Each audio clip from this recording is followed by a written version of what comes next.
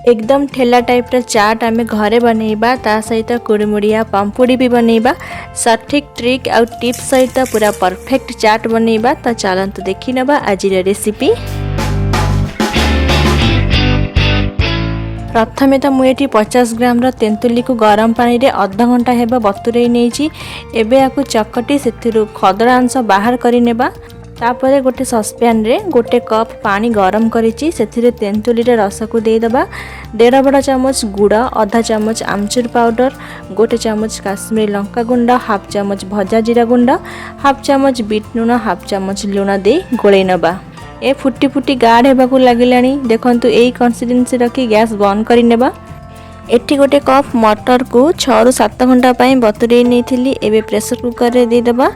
5टी medium size रे आलू को दे दबा। अल्प पानी देई हाफ चामच लूण देई मीडियम फ्लेम रे 2टी सीटी दे दबा।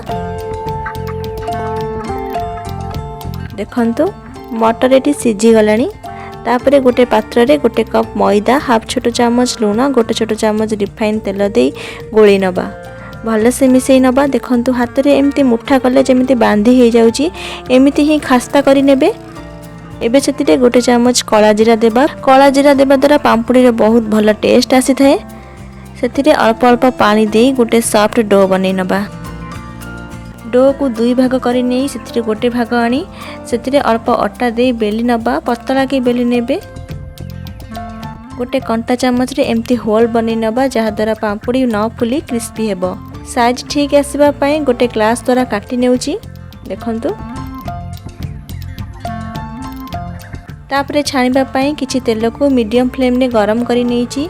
गोटे गोटे पांपुड़ी को देई मीडियम फ्लेम रे पूरा गोल्डन करि छाणी नेबा।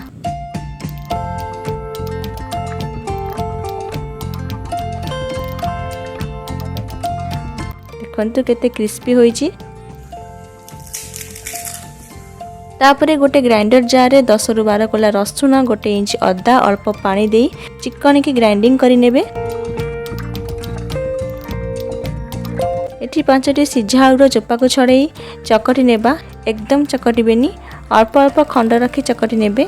तापरे गोटे कड़ाई रे 2 ରୁ 3 चामच रिफाइन तेल देबा। हाफ छोट चामच जीरा देई फुटै नबा। जीरा फुटी आसिले गोटे बड़ साइज रे पियाज को काटी देई दबा आ गोल्डन ब्राउन हेबा पर्यंत भाजी नेबा। एबे सेतिरे अदा रसुण रा पेस्ट को देई दबा। गोटे चामच काश्मीरी लंका गुंड, हाफ चामच हळदी देई अदा रसुण रा कच्चा स्मेल जिबा पर्यंत कसी नेबा। देखंतु मसला एटी कसी होई तेल छाड़ी आसिलानी। गोटे चामच कस्तूरी मेथी देई गोळै नबा। आउ भल कलर पाई एठी मो फाले बीट को ग्रेट करी नेउची। पूरा नेचुरल कलर आसीबो। एठी आमे कोनोसी भी फूड कलर ऐड करिवानी। एबे सेतिरे गोटे चामच आमचूर पाउडर, गोटे चामच चाट मसला, हाफ चामच भजा जीरा गुंड देई कसी नेबा। एबे एतिरे मटर को देई दबा। सांग माने आमे सिजेइतिबा मटर रु अल्प देबा आउ अल्प रखि देबा पछरे यूज करिबा। तापरे चकटी रखितिबा आलू को देई दबा। मटर आलू को भल भावे मिसई दबा।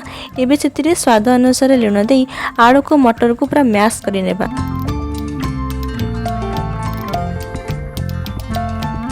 एबे आमे जे मटर रखिथिले ताको देई दबा आउ भल भावे गोळै सब पानी को मारी सुखा सुखा करि नेबा। तापरे ठेला रे जेमती सजाई थांती सेमती सजाई नेबा। सांग माने वीडियो जदि पसंद आसुथाय वीडियो को लाइक, शेयर और चैनल को सब्सक्राइब करबा को भूलिबेनी। साइड रु अल्प अल्प मसला आनी गैस रो फ्लेम लो रखी सेतिरे अल्प गरम पानी देबा। आमे जे खट्टा मीठा पानी बने रखिथिले सेतिरु 2 चामच देबा आ भल भाबे मिक्स करि नेबा। एबे आमे प्लेट बनै नबा।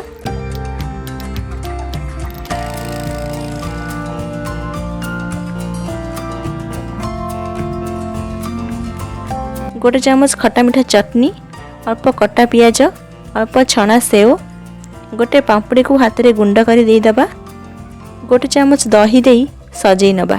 एबे हमर चाट खाइबा पई रेडी। तो पुणी आसीबी आ गोटे रेसिपी नै। रहुची। धन्यवाद। जय जगन्नाथ।